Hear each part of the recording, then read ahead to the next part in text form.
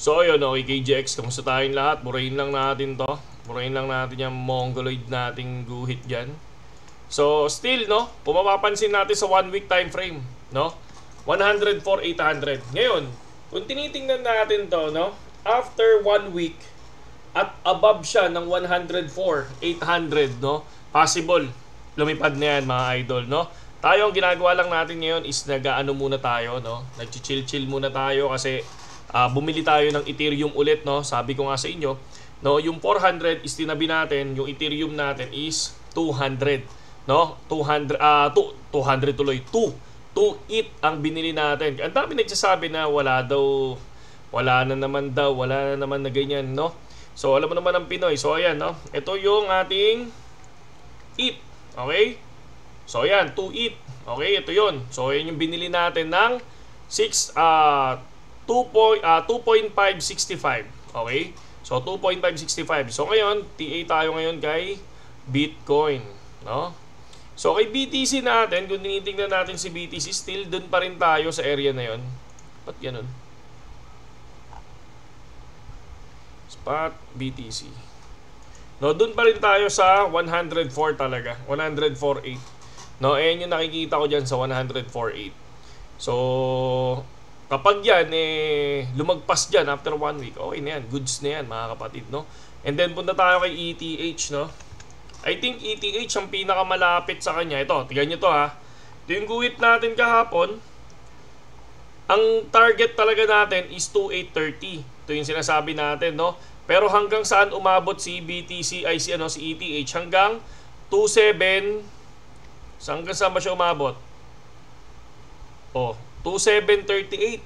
Kung tinitingnan natin naman, malapit na siya sa 2,830 natin, di ba? So kung magkakaroon man tayo ng dito, debatihan, at least, di ba? Malapit sa 2,8 yung pinredict natin ng ETH, okay?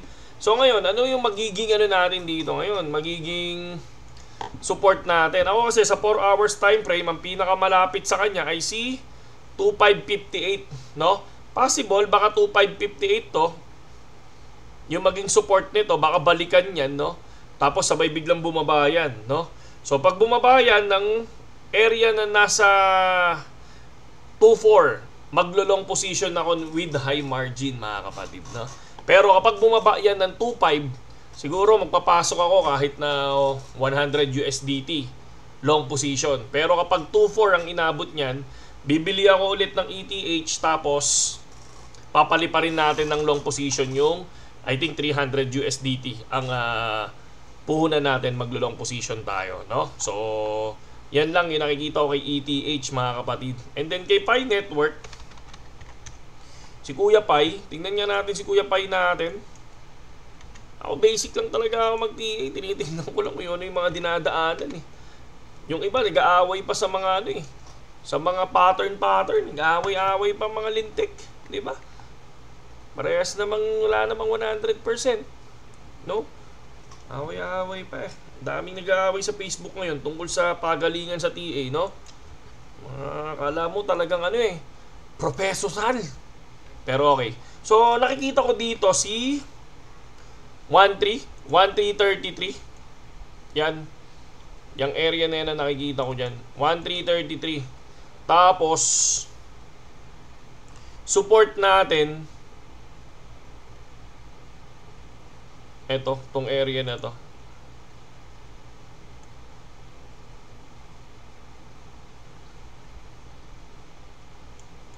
Oops. Yan yung area na yan. Basic lang, guhit bata lang tayo. Kung saan tayo nagpo-profit, di ba? Doon ka lang. Kung saan ka nagpo-profit, doon ka lang. Dito, 1334. Yan. Alam nyo na, baka mamaya.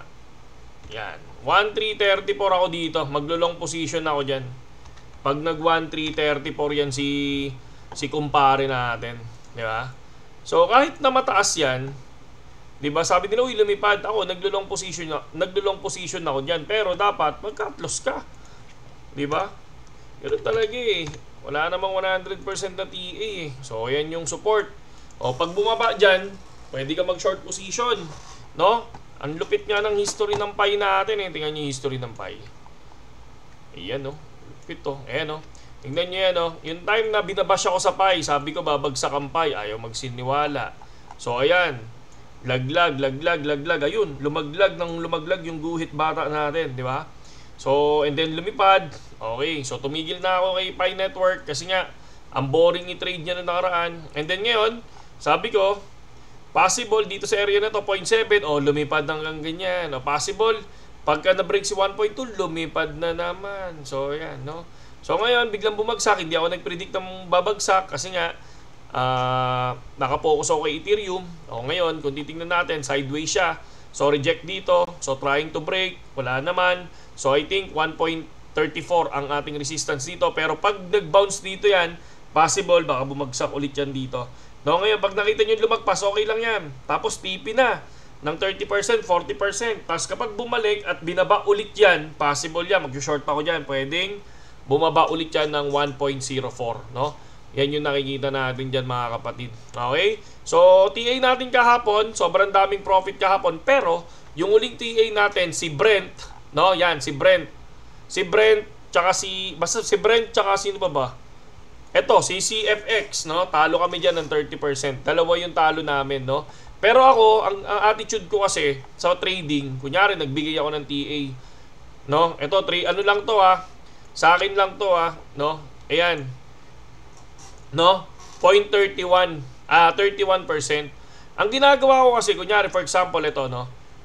Barya lang talaga nila ginagawa ko. Ito yung pinaka-basic na ginagawa ko, ha? Pero wag niyong gayahin, ha? Kasi baka mamaya talagang minsan may lusong, di ba?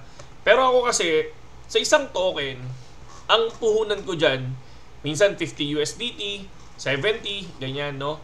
Ang gagawin ko sa unang trade ko, mababa lang. $9 or $10.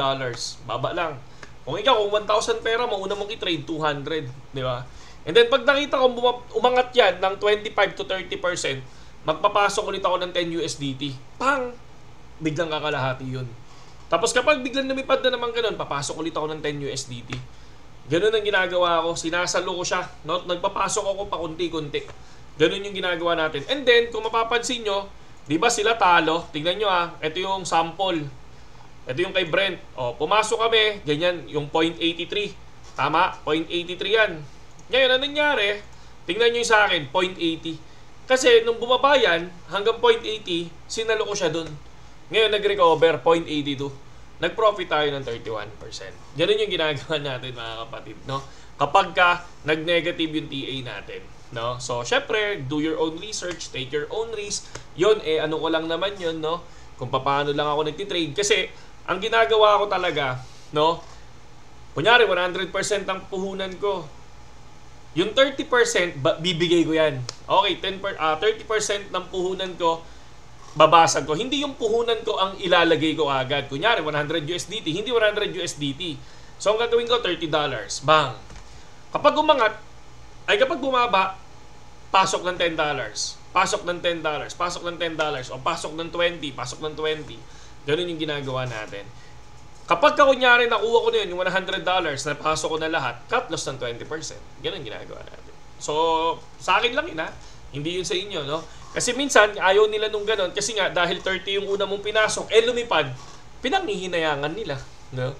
So, ako hindi ko pinanghihinayangan yun. Kahit barya yan, kahit 200 lang profit ko, kahit 300, okay sa akin yan. Good sa akin yan. Okay? So, ganun lang ako mag-trade, mga kapatid. Okay? So, ngayon, punta tayo ngayon dito. Ito, pinaka-paborito ko ito, CoinGlass. Ayan. CoinGlass tayo.